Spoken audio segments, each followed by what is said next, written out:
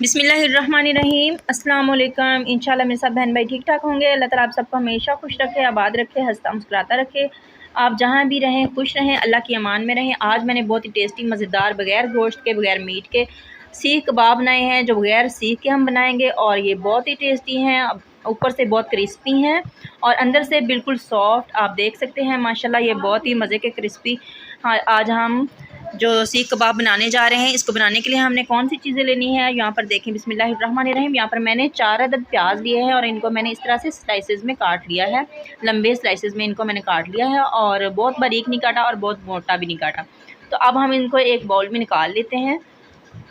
तो इस तरह से ये देखें माशाल्लाह बहुत ही खूबसूरत लगते हैं जब प्याज इस तरह से हम काट कर रखते हैं। तो इसके ऊपर मैंने 1 चम्मच नमक का डाला है, थोड़ा सा और डालेंगे तकरीबन 2 चुटकी के बराबर।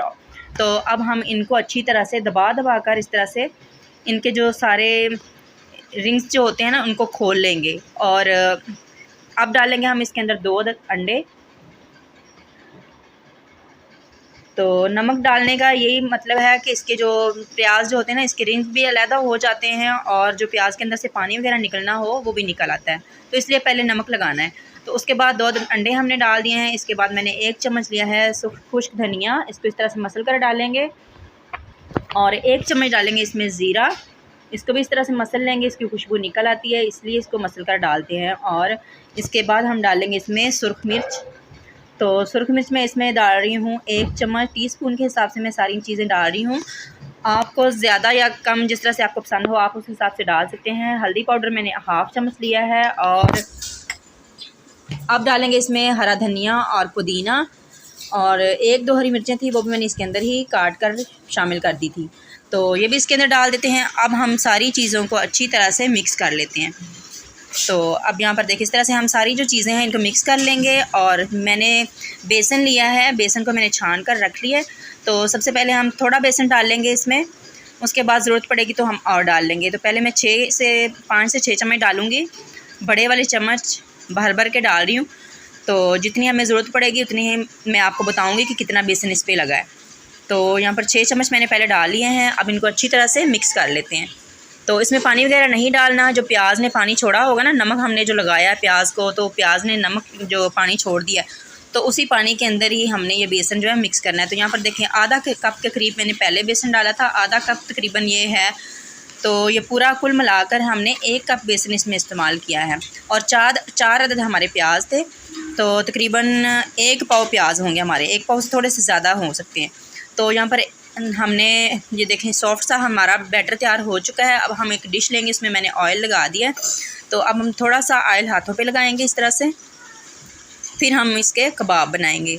तो आप अपनी मर्ज़ी से जिस तरह की आपको शेप पसंद हो आप उस तरह से भी बना सकते हैं। लेकिन सीख कबाब के डिज़ाइन हम इसको अगर देंगे तो ये खूबसूरत भी लगेंगे और बच्चे बहुत ही खुश होकर खाएंगे। इनको ऐसे ही लगेगा जैसे हम सीख कबाब ही खा रहे हैं। और यकीन करें आपने पहले शायद ये प्याज के इस तरह से स्नैक्स बनाकर खाएं या नहीं खाएं। अगर नहीं बनाए तो मेरे कहने पे ये लाजमी बनाएं, इंशाल्लाह आपको बहुत ही ज़्यादा पसंद आएंगे। तो यहाँ पर देखें इस तरह से हमने सारे जो कबाब हैं इनको इस तरह से बनाकर रख लेना है। तो बहुत ज़्यादा हमने दबा करनी है इनको बनाना, हल्के हाथों से हमने इस तरह से आराम से इनको बनाना है। तो ये बहुत ही ज़्यादा चिपकता है, इसके अंदर जो बेसन है ना वो इसलिए चिपक रहा है, हाथों पे बहुत ज़्यादा लग रहा है। तो फिर भी ये आसानी से बन जाते हैं और बहुत कम टाइम में बहुत कम पैसों में ये आपके स्नैक्स तैयार हो जाएंगे। और शाम की चाय के साथ ये बहुत ही टेस्टी लगते हैं। तो इसी तरह हम सारे तैयार कर लेंगे। तो यहाँ पर देखें थोड़ा सा मैंने बैटर बचा लिया था, उसके अंदर मैंने जो आलू मेथी का सालन बनाया था वो उसके अंदर मिक्स करके मैंने उसको अलग से तरह से बना लिए हैं, लेकिन शेप मैंने वही दी है। तो अब हमने ऑयल मैंने पहले से कढ़ाई में डालकर ऊपर रख दिया था और मैंने बहुत ज़्यादा इसको गर्म नहीं किया। तो आप देख सकते हैं इसके बबल्स से आपको पता लग रहा होगा कि घी जो है ना बहुत ज़्यादा गर्म नहीं है। तो अब मैं इसको इस तरह से सारे जो हमने कबाब तैयार करके रखे हुए हैं ये इसमें डाल देंगे। तो आँच जो है ना स्लो ही रखेंगे।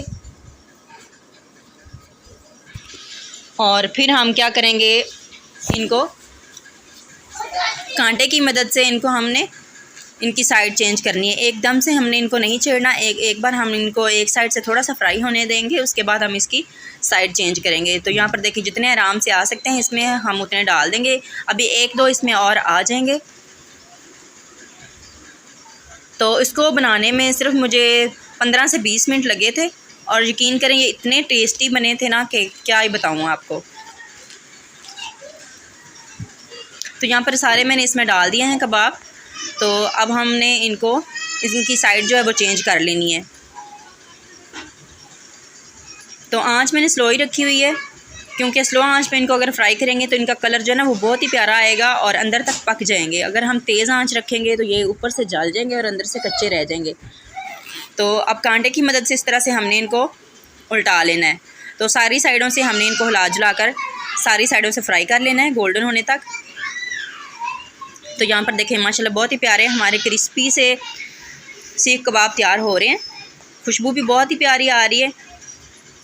तो आज से पहले इस तरह के आपने कबाब नहीं खाए होंगे तो ये लाजमी बनाइएगा, इंशाल्लाह आपको बहुत ही ज़्यादा पसंद आएंगे। तो ये देखें माशाल्लाह बहुत ही प्यारा सा कलर आ चुका है इन पे।